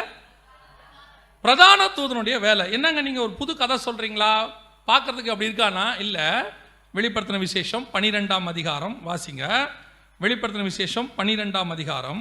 இந்த வருகை நடக்கிறது. பிரதான தூதனுடைய சத்தம் 7வது எக்காலம் ஊதப்படுறது 10-11 நடக்குது. நல்லா தெரிஞ்சுக்கணுங்க. 10ஆம் அதிகாரத்திலையும் 11ஆம் அதிகாரத்திலையும் நடக்குது. 11ஆம் அதிகாரத்தில் எல்லாரும் கூட்டி சேர்க்கப்படுறாங்க. 18வது வசனத்தில் நீங்கள் பார்த்தீங்கன்னு சொன்னால், அது சிறியோர் பெரியோர் பலனளிக்கிறதுக்கும் பூமியை கெடுத்தவர்களை கெடுக்கிறதுக்கும் காலம் வந்தது என்று சொல்லி தேவனை தொழுது கொண்டார்கள். இதுக்கு முன்னாடி தான் 7வது எக்காலம் ஊதப்படுது. 10:6 வாசிங்க பார்ப்போம். 10:6. இனி காலம் செல்லாது, ஆனாலும் தேவன் தம்முடைய ஊழியக்காரராகிய தீர்க்கதரிசிகளுக்கு சுவிசேஷமாய் அறிவித்தபடி 7ஆம் தூதனுடைய சத்தத்தின் நாட்களிலே, 7ஆம் தூதனுடைய தூதனுடைய சத்தத்தின் நாட்களிலே அவன் எக்காலம் ஊதுகிற போது, 7ஆம் தூதன் என்ன ஊதுறான்? தூதனுடைய சத்தமும் அடுத்து என்ன இருக்குது? இந்த ரெண்டும் வேற எங்க படிச்சோம்? 1 Thessalonians 4:16 படிச்சோம். பிரதான தூதனுடைய சத்தமும் தேவ எக்காலமும். இங்க அழகா அப்படியே இருக்குது. 7ஆம் தூதனுடைய சத்தத்தின் போது, எக்காலம் ஊதுகிற போது தேவ ரகசியம் நிறைவேறும். எந்த ரகசியம் நிறைவேறும்? இதோ நான் உங்களுக்கு ஒரு ரகசியத்தை சொல்லுகிறேன், நாம் எல்லோரும் நித்திரை அடைகிறதில்லை. கடைசி எக்காலம் தொனிக்கும் போது அந்த வசனத்தினுடைய ஈக்குவல் இங்க இருக்கு. அப்படி நடக்கும்போது நல்லா கவனிங்க, அப்படி சம்பவிக்கும் போது 11ஆம் அதிகாரத்தில் எல்லாரும் சேர்க்கப்படுறாங்க, கூட்டி சேர்க்கப்படுறாங்க. இந்த சம்பவத்தை எக்ஸ்பிளைன் பண்ணும்போது வசனம் சொல்லுது, 12ஆம் அதிகாரம் நல்லா கவனிங்க, 12ஆம் அதிகாரம் 7வது வசனத்தையும் 8வது வசனத்தையும் வாசிங்க. வானத்திலே யுத்தம் உண்டாயிற்று, வானத்திலே யுத்தம் உண்டாயிற்று, மிகாவேலும் அவனை சேர்ந்த தூதர்களும் வலுசர்ப்பத்தோட யுத்தம் பண்ணினார்கள். வலுசர்ப்பமும் அதை சேர்ந்த தூதரும் யுத்தம் பண்ணியும் ஜெயங்கொள்ளவில்லை. வானத்தில் அவர்கள் இருந்த இடமும் காணப்படாமற் போயிற்று. அடுத்து வாசிங்க. உலகம் அனைத்தையும் மோசம் போக்குகிற பிசாசு என்றும் சாத்தான் என்றும் சொல்லப்பட்ட பழைய பாம்பாகிய வலுசர்ப்பம் தள்ளப்பட்டது. அது பூமியிலே விழ தள்ளப்பட்டது. இப்ப இந்த சம்பவத்தை நல்லா கவனிச்சு பாருங்க. வானத்துல சண்டை யாருக்கு நடக்குது? மிகாவேலுக்கும் பிசாசுக்கும் அவனை சார்ந்த தூதர்களுக்கும். இந்த சண்டை நடந்து முடியும் போது வானத்தில் அவளுக்கு இருந்த இடம் காணாமல் போயிற்று. அது எங்க தள்ளப்பட்டது? பூமியில். அடுத்த 7 வருஷம் அவங்க பூமியில் ஆட்சி செய்ய போறாங்க. உபத்திரவ காலம் தொடங்குது. அதுக்கு முன்னாடி எக்காலம் ஊதுது, கடைசி எக்காலம் தொனிக்குது, கடைசி தூதனுடைய சத்தம். எல்லாரும் சிறியோர் பெரியோர்லாம் புறப்பட்டு போறாங்க. இந்த சம்பவம் தான் 1 தெசலோனிக்கேயர் 4, 16, 17 இருக்கு. அதனுடைய விவரம் தான் 11ஆம் அதிகாரம் 12ஆம் அதிகாரம் வெளிப்படுத்தின விசேஷத்தில் இருக்கு. இப்ப மேல போகும்போது இந்த பிரதான தூதனுடைய சத்தம் எதுக்காகன்னு கேட்டீங்கன்னா, நடுவில் ஒரு பெரிய குரூப் நிக்குது. எந்த குரூப் நிக்குது? பிசாசும் அவனை சேர்ந்த வானமண்டலத்தின் பொல்லாத சேனைகளும். இப்போ பிரதான தூதன் அங்கே ஒரு யுத்தத்தை செய்து ரூட்டை கிளியர் பண்ணி, தேவனுக்குரியவர்கள் வருகிறார்கள், வழியை விடுங்கன்னு சொல்லி அந்த ரூட்டை கிளியர் பண்ணி உங்களையும் என்னையும் பரலோகத்துக்கு அனுப்புகிற சத்தம் தான் பிரதான தூதனுடைய சத்தம். அல்லேலூயா! எவ்வளோ பெரிய ஆசீர்வாதம் பாருங்க. நீங்கள் பார்த்துருப்பீங்க, பெரிய பெரிய முதலமைச்சர் பிரதமர்லாம் வரும்போது பார்த்தீங்கன்னு சொன்னால், ஒரு பக்கம் 2 பக்கமும் ஜனங்க நின்றுக்கிட்டு இருப்பாங்க. அவன் சந்தோஷமாக ஆரவாரம் வர்றானா கருப்பு கொடி காட்டுறானா நமக்கு தெரியாது. 2 பக்கமும் ஜனங்க நிற்பாங்க. ஆனால் எந்த ஜனங்க நின்னாலும் வரப்போகிற அந்த விஐபிக்கும் ஜனங்களுக்கும் நடுவில் இன்னொரு கூட்டம் நிற்கும். எந்த கூட்டம் நிற்கும் தெரியுமா? இந்த 2 பேரும் சேர்ந்துடாம விஐபியை இவங்ககிட்ட இருந்து பாதுகாக்கிற ஒரு பாதுகாப்பு கூட்டம் நிற்கும். யார் அது? போலீஸாக இருக்கலாம், மிலிட்ரியாக இருக்கலாம். ஏன்னா வர்ற ஆளை பொறுத்து தான் அது. நான் சொல்கிறது புரியுதா? வர்ற ஆள் முதலமைச்சராக இருந்தால் போலீஸ் நிற்பாங்க. வர்ற ஆள் பிரதமராக இருந்தாங்கன்னா ஜெட் பிரிவு பாதுகாப்புன்னு வேற ஒரு ஆள் நிற்பாங்க. வர்ற ஆள் அமெரிக்க ஜனாதிபதியாக இருந்தால் சிஐஏல வந்து நிற்பாங்க. ஆனால் அதையும் தாண்டி வர்ற ஆட்கள் கர்த்தருடைய மனவாட்டியாக இருந்தா பரலோகத்தின் தூதனே வந்து நின்று வழியை ஆயத்தம் பண்ணி உங்களை என்னையும் கொண்டு போய் பரலோக ராஜ்யத்துக்குள்ளே நுழைய வைக்க போகிறான். அப்படின்னா இந்த கூட்டம் எப்பேற்பட்ட கூட்டம் பாருங்க. உங்களுக்கும் எனக்கும் எப்படி ஒரு ராஜ பாதையை கர்த்தர் போட்டு வச்சிருக்கிறார் பாருங்க. நீங்களும் நானும் அவரை சந்திக்க போகும்போது 2 பக்கமும் எதிர்ப்பாளர்கள் நிற்கிறாங்க. தப்பிச்சிட்டானுங்களேடா இவனுங்க. கர்த்தர் உங்களையும் என்னையும் செலக்ட் பண்ணதுக்கு காரணம் நீங்களும் நானும் நீதிமான் என்பதனால் அல்ல, நம்முடைய முற்பிதாக்கள் நீதிமான் என்பதனால் அல்ல. என் தேவனாகிய கர்த்தர் எனக்கு ரத்தம் சிந்தின ஒரே ஒரு காரணத்தினாலே மட்டும்தான் எனக்கு இந்த வாய்ப்பு கிடைத்திருக்கிறதே ஒழிய என்னுடைய நீதியோ பரிசுத்தமோ நான் செய்த தான தர்மமோ என் தகப்பன் தாய் செய்த நற்கிரியைகளோ கிடையவே கிடையாது, கிடையவே கிடையாது. என் தேவனாகிய கர்த்தர் ஒருவர் எனக்காக சிந்தின ரத்தம் மட்டும். யோசித்து பாருங்க, பரலோகத்தில் இயேசு எந்திரிச்சு மத்தியாகாயத்தில் நிற்கிறார். அப்படி வாங்க ரிசீவ் பண்ணுறதுக்கு நிற்கிறாரு. ஒரு பக்கம் 2 பக்கமும் பிசாசு கூட்டம் நின்றுகிட்டு இருக்கு. அவங்க 2 பேருக்கு நடுவில் பிரதான தூதனுடைய சத்தம், டே வழிவிடுறா எல்லாம் நகரு. அவன் சொல்லுவான், கர்த்தரால் மீட்கப்பட்டவர்கள் வருகிறார்கள், கர்த்தருடையவர்கள் வருகிறார்கள். இந்த கூட்டத்தில் தான் நீங்களும் நானும் இருக்க போகிறோம். எவ்வளோ சந்தோஷம் பார்த்தீங்களா? நான் எப்பவுமே இந்த செய்தியை மட்டும் என் லைஃப்பில் மறக்கவே மாட்டேன். காரணம் என்னென்னா, எனக்கு திருப்பி ஆவியானவர் சொல்லிகிட்டே இருப்பார், அந்த கூட்டத்தில் நீ இருக்கணும், பறந்து போகிற கூட்டத்தில் இருக்கணும். எவ்வளோ ஊழியம் பண்ணி எவ்வளோ தான தர்மம் பண்ணியோ அல்லது என்ன மேன்மையான காரியங்கள் செய்தோம், இந்த கூட்டத்தில் மட்டும் நீங்களும் நான் இல்லாமல் போயிட்டா அதை விட பரிதவிக்கப்பட்ட நிலைமை வேறு ஒன்றுமே கிடையாது. ஏன்னா அதுக்கு பிறகு பிசாசு 7 ஆண்டுகள் எங்கே தள்ளப்படுது? பூமியில் தள்ளப்பட்டு உபத்திரவ காலம் ஆரம்பிக்குது. அதுக்கு முன்னாடி தான் கர்த்தர் உங்களை என்னையும் மீட்டுக்கிட்டு போக போகிறார். அப்போ நீங்களாலும் எவ்வளோ விசேஷம் பாருங்கள். நான் யோசித்து பார்த்தேன், அந்த காலத்தில் ராஜாக்கள் வரும்போது என்ன பண்ணுவாங்களாமா, 2 பக்கமும் சேவகர்கள் கையில் ஈட்டி பிடிச்சிக்கிட்டு நிற்பாங்களாம். ராஜா கோயிலுக்கு எங்கேயாவது போவாராம், 2 பக்கமும் நிற்பாங்களாம். ஜனங்கள்லாம் ஆரவாரம் பண்ணிட்டு இருப்பாங்களாம். ராஜா குதிரையில் அப்படி போயிட்டே இருப்பாராம். யாரும் அவரை தொற்றாமல் பார்த்துப்பாங்களாம். அந்த ராஜாவுக்கு இருக்கிற ஒரு கணம், ஒரு அமெரிக்க ஜனாதிபதிக்கு இருக்கிற கணம், அதை எல்லாவற்றிலும் மேலாக ராஜாக்களும் ஆசாரியருமாய் அழைத்த உங்களுக்கும் எனக்கும் கர்த்தர் உண்டாக்கி வச்சிருக்கிறார். பிரதான தூதனாகிய மிகாவேல் வந்து நின்று வழியை ரெடி பண்ணி அனுப்புகிறான்னு சொன்னால் நீங்களும் நான் எப்பேற்பட்டவங்க பார்த்தீங்களா? ஆண்டவர்கிட்ட ஒவ்வொரு நாளும் ஜெபம் பண்ணணும். ஆண்டவரே, இந்த கூட்டத்தில் நான் இருக்கணும் அப்பா, நான் இந்த கூட்டத்தில் இருக்கணும். கைவிடப்பட்ட கூட்டத்தில் இருந்துட்டா இந்த மேன்மை எனக்கு கிடைக்காது. சில நேரத்தில் சொல்லுவாங்க ரெட் கார்பெட் அப்படின்னு சொல்லுவாங்க. சிவப்பு கம்பளம் விரித்து வெளிநாட்டிலேருந்து யாராவது வந்தாங்கன்னா அவர் ஃப்ளைட்லேருந்து இறங்கும் போது பார்த்தீங்கன்னா ஒரு ரெட் கார்பெட் போட்டிருப்பாங்க. ஏதாவது ஒரு மீட்டிங்க்கு வராங்கன்னா அவருடைய ரெட் கார்பெட் போட்டிருப்பாங்க. அவர் அந்த ரெட் கார்பெட் நடந்து வருவார், மற்றவங்க எல்லாம் இருப்பாங்க. அது ஒரு கணம், ரெட் கார்பெட். நமக்கு ரெட் கார்பெட் இல்லை, ஸ்கை கார்பெட். வானத்திலே ஒரு பெரிய கார்பெட் போட்டு வழியை ரெடி பண்ணி அவங்கள கூட்டிகிட்டு வாங்க கர்த்தர் அனுப்புகிறார். நீங்களான எவ்வளோ விசேஷத்தை கூட்டம் இல்லை? இதை நம்ம ஒவ்வொரு நாளும் யோசிக்கணும். இதை மறக்கவே கூடாது. அந்த செய்தியை நம்ம என்ன செய்யக்கூடாது? மறக்கவே கூட. ஆண்டவரே, ஒரு நாள் புறப்பட்டு நான் உண்மை சந்திக்கும்படி வருவேன். அதான் இவங்க நம்ம சாரல் நவரஞ்சம் அழகாக சொல்லுவாங்க, பறந்து புறா போல் சிறகடித்து பாடி சென்றோர் நாள் இளைப்பாறுவேன். அந்த பாட்டு ரொம்ப அருமையாக இருக்கும். நீங்கள் பார்த்தீங்கன்னா அவங்க அப்படியே அவங்களுடைய வாஞ்சை அந்த இடத்துல சொல்லுவாங்க. பறந்து புறா போல் சிறகடித்து பாடி சென்றோர் நாள் இளைப்பாறுவேன், பரலோக வாசல் பரமசியோன் பூரித்து என்னை வரவேற்குமே. எவ்வளோ பெரிய ஆசீர்வாதம் பாருங்கள். ஒரு பக்கம் இயேசு நின்று கூப்பிட்றாரு, தூதர்கள்லாம் வெயிட் பண்ணிக்கிட்டு இருக்கிறான். இந்த பக்கம் 2 பக்கமும் பிசாசு நிற்கிது, பிரதான தூதன் நிற்கிறான். அவைகளுக்கு நடுவில் நீங்களும் நானும் புறப்பட்டு மேலே போய் கொண்டிருக்கிறோம். அதான் வசனம் சொல்லுது, கர்த்தரால் ஆசீர்வதிக்கப்பட்டவர்களே உள்ளே பிரவேசியுங்கள். அல்லேலூயா. நீங்கள் நானும் அந்த கூட்டம். கடைசியாக வாசிங்க பார்ப்போம் அந்த வசனத்தை. 1 தெசலோனிக்கேயர் 4:16-17 வாசிங்கள் பார்ப்போம். ஏனெனில் கர்த்தர் தாமே ஆரவாரத்தோடும் பிரதான தூதனுடைய சத்தத்தோடும் தேவ எக்காலத்தோடும் வானத்திலிருந்து இறங்கி வருவார். நல்லா கவனிங்க. 3வது சவுண்ட் என்ன சவுண்டு? தேவ. இப்பதான் இவ்வளோ நடந்துருச்சே. எக்கால சத்தம் எதுக்காக ஊதுறாங்க? இயேசு ஆரவார சவுண்டு போட்ட உடனே இவன் டேக் ஆஃப் ஆகிறான், மரித்தோர் உயிரோடு கூட எழுந்திருக்கிறாங்க. அப்படி புறப்பட்டு போயிட்டு இருக்கும் போது ஒரு பிரதான தூதனுடைய சவுண்டு, எல்லாம் வழிவிடு வழிவிடு வழிவிடு, தேவனுடைய வராங்க அப்படின்னு சொல்லி அந்த பிரதான தூதனுடைய சத்தம், அது அதிகாரம். அது வந்து ரூட் கிளியர் பண்ணுறது. சண்டை போட்டு எல்லாம் வழிவிடுறான். யாரும் நீங்கள் தெரியுமா, நம்மளை பிசாசு தடுக்குமா தடுக்காதானா? கண்டிப்பாக என்ன செய்யும்? தடுக்கும். எங்கே இருக்குதுன்னு கேட்டிங்கன்னு சொன்னால், நம்ம யூதா புஸ்தகம் 9ஆம் வசனத்தில் வாசித்தோம் இல்லையா? அங்கே பாருங்கள், தேவனே கொண்டு போய் மோசேவை அடக்கம் பண்ணினார்னு இருக்குது. அப்படி தானே இருக்குது. கர்த்தர் தான் கொண்டு போய் அவனை என்ன பண்ணார்?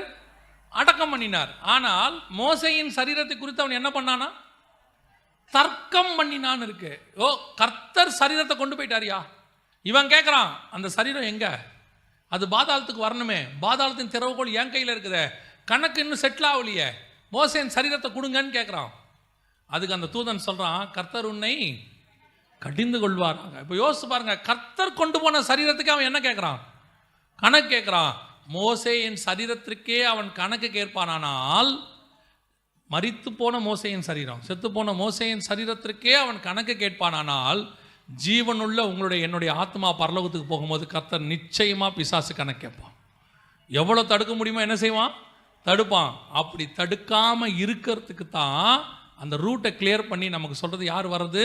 பிரதான தூதனுடைய சவுண்ட். கடைசியாக தேவ எக்காலத்தோடு. இந்த எக்கால சவுண்டு எதுக்காக ஊதப்படுது அப்படின்னு சொல்லி தியானிக்கும் போது கர்த்தர் எனக்கு ஒரு காரியத்தை சொல்லி கொடுத்தார். யோசுவாவின் புஸ்தகம் 6ஆம் அதிகாரம் 20வது வசனம் வாசிங்க. எக்காலங்களை ஊதுகையில் ஜனங்கள் ஆர்ப்பரித்தார்கள். எக்கால சத்தத்தை ஜனங்கள் கேட்டு மகா ஆரவாரத்தோட முழங்குகையில் அலங்கம் இடிந்து விழுந்தது. உடனே ஜனங்கள் அவரவர்கள் தங்களுக்கு நேராக பட்டணத்தில் ஏறி பட்டணத்தை பிடித்து. இந்த சம்பவத்துக்கும் இதுக்கும் என்ன சம்பந்தம்? இந்த சம்பவத்தில் இது இப்படி இருக்கு. எனக்கு இந்த வசனத்தை கர்த்தர் உணர்த்தினார். இந்த வசனத்தை தியானிச்சுட்டே இருக்கும்போது ஆண்டவர் இந்த வசனத்தை உணர்த்துறார். இது என்னன்னா, அதுக்கு பிறகு இதுக்கு பின்னாடி உள்ள நிறைய விஷயங்களை கர்த்தர் சொன்னார். யார் ராகாப்பு, அவங்க ஏன் சிவப்பு கலர் கயிறு கட்டினாங்க, ஏன் 2 வேவுக்காரங்க வந்தாங்க, இஸ்ரவேல் ஜனங்க கானானுக்குள்ள நுழைஞ்ச உடனே ஏன் எரிகோவை பார்த்தாங்க, இப்படி ஒவ்வொன்றதுக்கு பின்னாடியும் நிறைய ஆவிக்குரிய சத்தியம் இருக்கு. நாம இப்போ அதுக்குள்ள போகல. ஆனா இந்த சம்பவத்தை வாசிச்சு ஆண்டவர் அதுக்கான ஒரு லிங்க் கையில கொடுத்தார். எக்காலம் ஊதுகையில் அலங்கம் இடிந்து விழும். அலங்கம் இடிந்து விழுந்த உடனே அவரவர்கள் தங்களுக்கு நேராக இருக்கிற பட்டணத்தை ஏறி பிடித்தார்கள். இந்த வசனத்தை கர்த்தர் உணர்த்துறார். இதோட அர்த்தம் என்ன அப்படின்னு கேட்டீங்கன்னா, உங்களுடைய என்னுடைய ஆத்மாவானது இப்பொழுது ஒரு அலங்கத்துக்குள்ளே குடியிருந்து கொண்டிருக்கிறது. இப்போ நீங்களும் நானும் எதுக்குள்ள குடியிருக்கிறோம்? மண்ணால கட்டப்பட்ட ஒரு சரீரத்துக்குள்ளே குடியிருக்கிறோம். அங்கே உங்களுக்கு ஆரவார சத்தம் வந்து, பிரதான தூதனம் சத்தம் வந்து, எக்காலம் ஊதின உடனே இந்த அலங்கம் இடிந்து விழும். எந்த அலங்கம் இடிந்து விழும்? நம்முடைய சரீரம் மறுரூபமாகும். இது இல்லாமல் போகும். இது இல்லாமல் போய் நமக்கு நேராக இயேசு கிறிஸ்து நமக்கென்று ஒரு பட்டணத்தை கட்டி கொண்டிருக்கிறார். அவனுக்கு நான் ஒரு வாசஸ்தலத்தை ஆயத்தப்படுத்துகிறேன். அந்த வாசஸ்தலத்தை நோக்கி ஒவ்வொருத்தரும் புறப்படுவாங்க. எல்லாரும் போய் அவனுக்குரிய பட்டணத்தை பிடித்தாங்கிற மாதிரி ஒவ்வொருத்தரும் தனக்கு நேராக இருக்கிற தன்னுடைய வாசஸ்தலத்துக்குள்ள நுழைவான். இப்ப வாசஸ்தலம்னா என்ன? வாசஸ்தலம்னா என்ன? உங்களுக்கு இந்த வாசஸ்தலத்துக்கு நிறைய விளக்கங்கள், தரிசனங்களை கொடுத்து வச்சிருக்கிறாங்க. சரியா? உங்களுக்கு தெரியும், நிறைய பேர் தரிசனத்தில் சொல்லியிருப்பாங்க, நீங்கள் போனீங்கன்னா பரலோகத்தில் உங்களுக்கு என்ன இருக்குது? வாசஸ்தலம். வாசல்னா என்னது? வீடு இருக்குது. வெளிப்படுத்தின விசேஷம் 21ஆம் அதிகாரம் 18-19 வாசிங்க. அதன் மதில் வச்சிரக்கல்லால் கட்டப்பட்டிருந்தது. நகரம் தெளிந்த பளிங்குக்கு ஒப்பான சுத்த பொன்னாய் இருந்தது. அப்ப இருக்குதா? இருக்கா? ஆனா எது நகரம்? எந்த நகரம்? புதிய எருசலேம். இப்ப வாசிங்க 21ஆம் அதிகாரம் 10வது வசனம் வாசிங்க. பெரிதும் உயரமான ஒரு பர்வதத்தின் மேல் என்னை ஆவியில் கொண்டு போய் தேவனுடைய மகிமையை அடைந்த எருசலேம் ஆகிய பரிசுத்த நகரம் பரலோகத்தை விட்டு தேவனிடத்திலிருந்து இறங்கி வருகிறது. எனக்கு பரலோகத்தை விட்டு தேவனிடத்திலிருந்து இறங்கி வருகிறது. அப்போ பரலோகத்திலிருந்து வந்த புதிய எருசலேம்ல தான் என்ன இருக்குது? ரோடு கோல்டா இருக்குது. அங்க கூட வீடு இருக்குதுன்னு இல்லை, அங்க கூட உள்ள வீடு இருக்குன்னு இல்லை, அங்க கூட என்ன இருக்குது? ரோடு கோல்டா இருக்கு. நகரத்தின் வீதி சுத்த பசும் பொன்னாக இருந்தது. ஆனா பரலோகத்தினுடைய வீதி கோல்டா இருந்துச்சுன்னு எங்க இருக்கு? அப்படி எதுவும் இல்லை. ஏன் அப்படின்னா, பரலோகம் எப்படி இருக்கும்னே பைபிள்ல இல்லை. பரலோகத்தினுடைய ஒரே ஒரு சில காரியங்கள் மட்டும்தான் கொடுக்கப்பட்டிருக்கிறது. அங்கே ஒரு சிங்காசனம் உண்டு, சிங்காசனத்தை சுற்றி 4 ஜீவன்கள் உண்டு, 4 ஜீவன்களை சுற்றி 24 மூப்பர்கள் உண்டு, அங்கே 7 தீவெட்டிகள், அதாவது 7 தீபங்கள், 7 ஆவிகள் உண்டு, அதை சுற்றி கண்ணாடி கடல் உண்டு. இவ்வளோதான் பரலோகத்தை பற்றின டிஸ்கிரிப்ஷன் இருக்குது. மற்றத்தை பற்றி, பரலோகத்தை பற்றி வசனம் சொல்லுது, அவர் நமக்கு நியமித்தவைகளை நம் கண்கள் காணவும் இல்லை, நம் காதுகள் கேட்கவும் இல்லை, அது மனுஷருடைய கற்பனைக்கு தோன்றவும் இல்லை. பரலோகத்தை விட்டு வந்த எருசலேம் எப்படி இருக்குது? கோல்டா இருக்குது, எல்லாம் இருக்குது. ஆனா பரலோகம் எப்படி இருக்குன்னு நமக்கு சொல்லலை. இன்னைக்கு நிறைய பேர் இந்த ரெண்டுத்துக்கும் உள்ள டிஃபரன்ஸ் புரியாம, பரலோகம் அப்படி இருக்கு, பரலோகம் இப்படி இருக்கு, பரலோகம். அதை விட பெரிய கொடுமை என்னன்னா, பரலோகத்தில் கர்த்தர் பிளாட்ஸ் கட்டி இருக்கிறாருங்கிறான். பரலோகத்தில் எதுக்கு வீடு? பரலோகத்தில் இரவும் இல்லை, பகலும் இல்லை. கரெக்ட் தானே? அங்கே ஆணும் இல்லை, பெண்ணும் இல்லை, கொள்வினையும் இல்லை, கொடுப்பனையும் இல்லை. அப்புறம் எதுக்கு வீடு? உங்களுடைய பூமிக்குரிய சிந்தனையை அப்படியே எதுக்கு நேரா திருப்பிட்டாங்க? பரலோகத்துக்கு நேரா. அப்போ கர்த்தர் எதை சொல்றாரு? வாசஸ்தலம்னா என்ன அப்படின்னு கேட்டா, வசனம் தெளிவா சொல்லுது, அழிவுள்ளதான இது அழியாமையும், சாவுக்கேதுவான இது சாவாமையும் தரித்து கொள்ளும். இதை நீங்கள் கல்றைக்கு ஏதோ போய் ஒரு வசனமாக வாசிட்டு வந்துட்டீங்க. அதோடைய அர்த்தம் என்னன்னா, கர்த்தர் இந்த பூமியில மனுஷனை உண்டாக்கும் போது அவனுடைய ஆத்மா, அவருடைய ஜீவ ஆத்மா அவனுக்கு கொடுக்க போறாரு. இந்த ஆத்மாவுக்கு இந்த பூமியில டெம்பரவரியா ஒரு வீடு உண்டாக்குனாரு. அந்த வீட்டுக்கு பேர் தான் மண்ணால் சரீரப்பட்டு செய்யப்பட்ட இந்த சரீரம். ஆண்டவர் ஆதாமுக்கு வீடு கட்டி கொடுக்கல. இவ்வளோ செஞ்சு கொடுத்த ஆண்டவர் ஆதாமுக்கு என்ன பண்ணி கொடுத்துருக்கணும்? ஒரே ஒரு வீடு டபுள் ரூமை போட்டு கொடுத்துருந்தாருன்னா, அட்டாச்சு பாத்ரூமோட, ஒரு பிரச்சனையும் இல்லை, வாட்டர் ப்ராப்ளம் இல்லை, 4 ஆறு ஓடிக்கிட்டு இருந்துச்சு, போர் போட வேண்டிய அவசியம் இல்லை. ஒரே ஒரு வீடு 2 பெட்ரூமோட கட்டி கொடுத்தா பிரச்சனை ஓவர். எல்லாத்தையும் ரெடி பண்ண ஆண்டவர் அதெல்லாம் ரெடி பண்ணல பாருங்க. அவனுடைய ஆத்மாவுக்கு சரீரத்தை உண்டு பண்ணி கொடுத்தா, அதுதான் அவன் வாழ்ற வீடு, அவன் ஆத்மா. இப்போ இது எம்டி ஜெகனா, ஆத்மா எம்டி ஜெகனா? இந்த சரீரத்துக்கு பேர் எம்டி ஜெகனா, ஆத்மாவுக்கு பேர் எம்டி ஜெகனா? இந்த சரீரத்துக்கு பேர் தான் எம்டி ஜெகன். இது செத்த உடனே அது என்னைக்காவது கேட்டிருக்கானா, சாரை எப்போ எடுப்பீங்க, சார் எப்போ எடுப்பீங்க? நம்மளை தான் சாரும்பா, அதை எப்போ எடுப்பீங்க? பாடி வந்துடுச்சா, பேர் போயிடும். இது இந்த சரீரத்துக்கு வைக்கப்பட்ட பெயர். இந்த ஆத்மாவுக்கு கர்த்தர் வேறொரு வீடு வச்சிருக்கிறாரு. நீ இந்த டெம்பரவரியாக வாழ்கிறதுக்கு தான் இந்த மண்ணால் செய்யப்பட்ட வீடு. அழிவுள்ளதான இது அப்படியே அலங்கம் இடிந்து விழுந்து மறுரூபமாகி அழிவுள்ளதான இது அழியாமையை தரித்து கொள்ளும். வேறொரு வாசஸ்தலம், இன்னொரு சரீரத்தை கர்த்தர் நமக்கு ரெடி பண்ணிக்கிட்டு இருக்கிறாரு. ஒரு நாளில் ரெடி பண்ணி கொடுத்த சரீரம் தான் பூமியில் இருக்கிறது.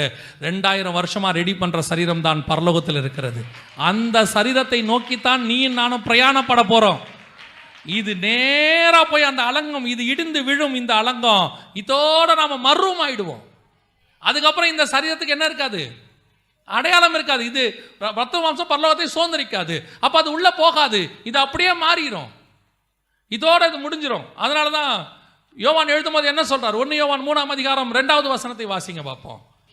பிரியமானவர்களே, இப்பொழுது தேவனுடைய பிள்ளைகளாய் இருக்கிறோம், இனி எவ்விதமாய் இருப்போம் என்று வெளியரங்கமாகவில்லை.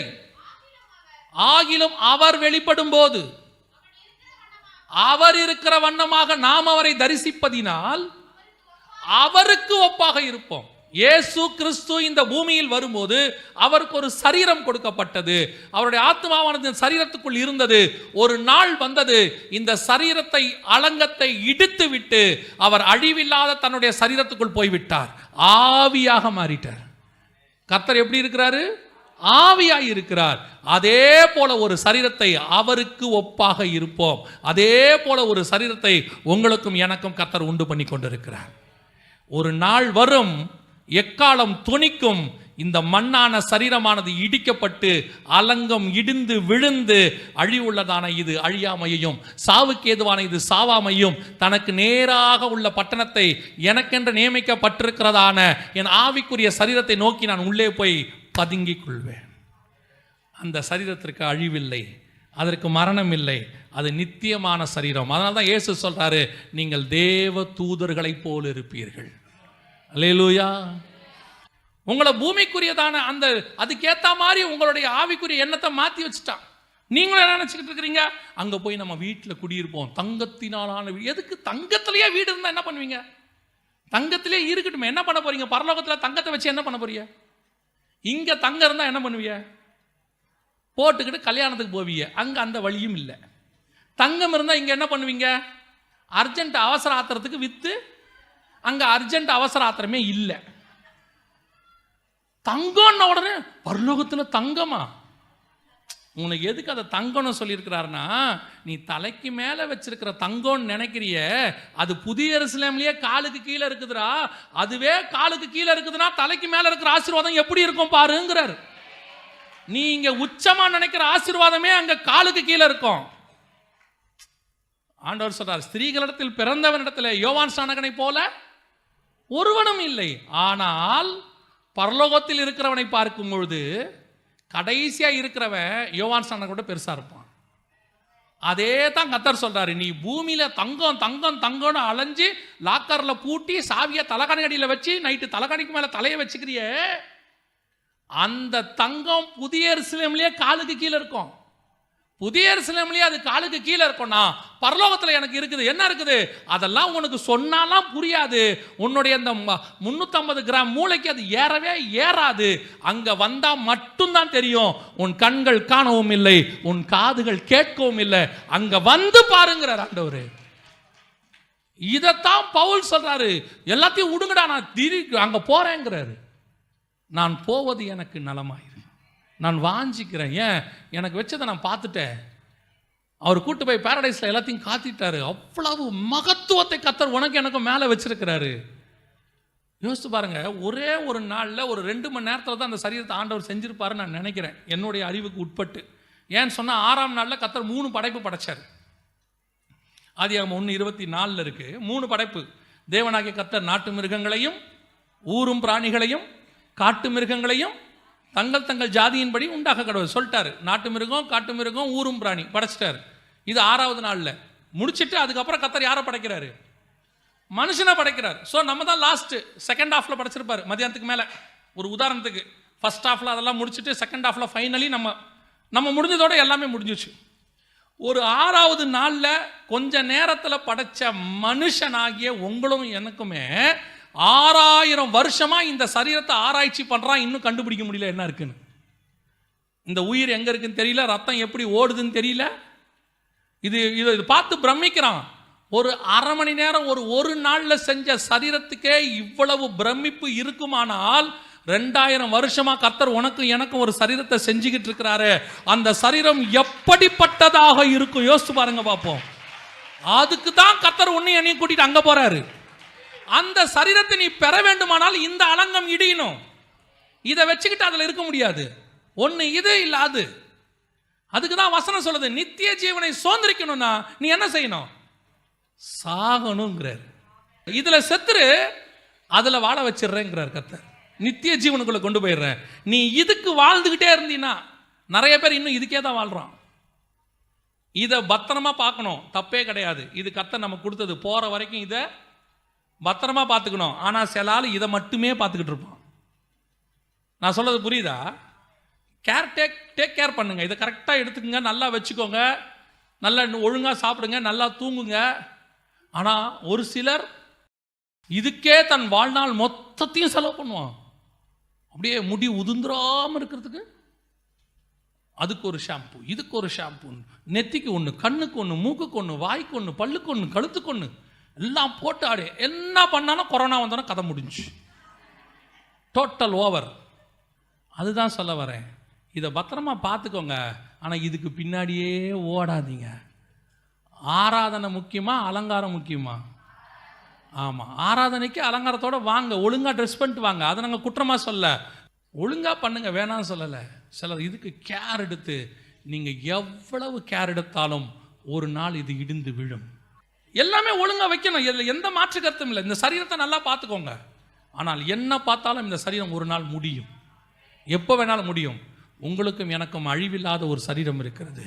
அதை நோக்கித்தான் பிரயாணப்படணும். உன் எண்ணமும் என் எண்ணமும் அதை நோக்கி மட்டும்தான் இருக்கணும். கர்த்தர் எனக்கு ஒரு வாசஸ்தலத்தை உண்டு பண்ணி கொண்டிருக்கிறார். இந்த மண்ணுக்குள்ளே வாசம் பண்ணுகிற நான் அழிவில்லாத நித்தியமான ஒரு சரீரத்துக்குள் வாசம் பண்ண போகிறேன். கர்த்தர் அதை எப்படி உருவாக்கி இருக்கிறார்னா, அவருடைய இமேஜில் உருவாக்கிட்டு இருக்கிறாராமா. ரோமர் 8:29 சொல்லுது, குமாரனின் சாயலுக்கு ஒப்பாக. அப்படியே இயேசு மாதிரியே செஞ்சுக்கிட்டு இருக்கிறாரு. இயேசு மாதிரியே செஞ்சுட்டு இருக்கிறாரு. இப்போ நீ இருக்கிற சரீரம் உங்கள் அப்பா மாதிரி, இது இல்லை உங்கள் அம்மா மாதிரி, இல்லை உங்கள் தாத்தா மாதிரி, பாட்டி மாதிரி, யாரோ ஒருத்தர் மாதிரி தான் இருக்கும் அந்த சரீரம். இப்போ sir image of the man, human. ஆனால் இமேஜ் ஆஃப் த காட் ஒன்று இருக்கு. அந்த இமேஜுக்கு நீங்கள் நானும் போகிறோம். அப்போ என்னுடைய விருப்பம், ஆசை எல்லாம் எதை நோக்கி இருக்கணும்? அந்த சரீரத்தை நோக்கி இருக்கணும். ஒரு எக்காலம் தொனிக்கும் அந்த நிமிஷத்தில் இந்த அலங்கம் இடிந்து விழும். அதற்கு பிறகு பரலோகத்தில் என் இயேசுவை போலவே ஒரு மகிமையான சரீரத்தை என் இயேசு உண்டு பண்ணியிருக்கிறார். இயேசு ஏன் பூமிக்கு வந்துட்டு போனார் தெரியுமா? மாம்சத்தில் வந்து ஆவியிலே உயிர்ப்பிக்கப்பட்டு அவருடைய இமேஜ் மாதிரி ஒன்று உருவாக்கத்துக்கு தான் போயிருக்கிறார். அதான் அவர் சொல்கிறார், நான் உங்களுக்கு ஒரு வாசஸ்தலத்தை ஆயத்தம் பண்ண போகிறேன். என்ன வாசஸ்தலம்? பரலோகத்தில் மழையும் இல்லை, வெயிலும் இல்லை, இரவும் இல்லை, பகலும் இல்லை, அங்கே பசியும் இல்லை, எதுவுமே கிடையாது. தூதர்கள் எப்படி இருக்கிறாங்களோ அப்படி இருக்க போகிறோம். அந்த தூதனுடைய சரீரம் 2 ரெக்க 6 சட்டைகளோடு கூட இருக்கும். அது கூட கிடையாது, அதிலும் மேன்மையான குமாரனின் சரீரத்துக்கு ஒப்பாக. அப்படின்னா எப்படி இருக்கும் பாருங்க. அதைத்தான் சொல்றாரு, அதை நீ இங்க பார்க்கவே முடியாது. தயவு செய்து சொல்றேன், உங்களுக்கு எனக்கு வீடு, அப்பார்ட்மெண்ட்டு, ஏசி போட்ட ரூமு, போர்டு போட்ட வீடெல்லாம் கிடையாது. இந்த பூமி அழியிறது. இந்த அழிகிற எதுவும் அதில் இருக்காது. உங்கள் கற்பனையில் நீங்கள் பார்த்த எதுவுமே இருக்காது. எல்லாமே இதை காட்டிலும் மேன்மையான உச்சிதமான ஆசீர்வாதத்தை கர்த்தர் வச்சிருக்கிறார். அங்கே போகும்போது நீங்கள் பார்த்துட்டு ஒன்றுமே சொல்ல மாட்டீங்க, கண்ணீர் விட்டு அழுவீங்க.